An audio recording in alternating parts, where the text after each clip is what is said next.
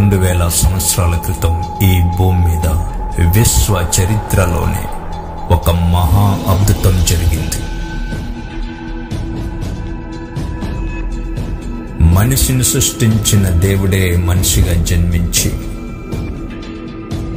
మనిషి చేసుకున్న కర్మ, పాప, మరణ, నరక శాపముల విమోచన కొరకు మనిషికి బదులుగా బలి అయ్యి మరణించి మరణాన్ని జయించి సనాతనంగా పాపములో మరణములో ఓడిపోయిన మనిషిని గెలిపించటానికి మనిషిగా మరణించి 3వ దినమున పునరుద్ధానుడై సమాధి గెలిచి తిరిగి లేచిన దేవుడు ఒకే ఒక్కడు. ఆయనే ప్రభువైన యేసుక్రీస్తు.